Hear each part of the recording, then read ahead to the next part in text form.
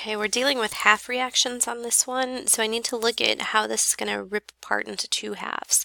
I have an I2 going to a 2I negative, and the S2O32 negative going to S4O6. So those are the two half reactions that I'm going to balance in order to figure out which one is oxidation and which is the reduction half of the redox reaction. And I'm going to go through step by step, even though we can deduce it more quickly for our A, B, C, D answers. But again, I want to make sure that I know the steps for this. So I can see right away that 2S2O3, 2 negative, is going to be forming S4O6, 2 negative.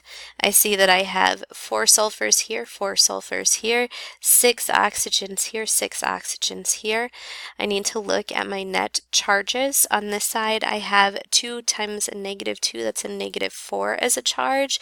On this side, I only have a negative 2 as a charge, so I'm going to add 2 electrons to this side.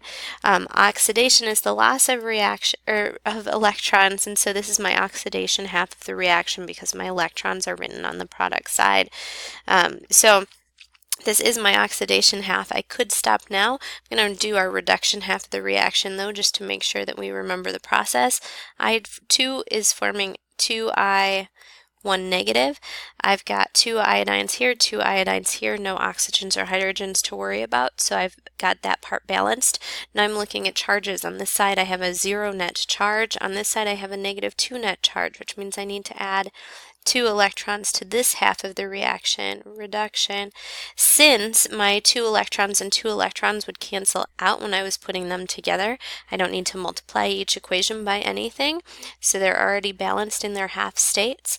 And so my half reaction is C for oxidation.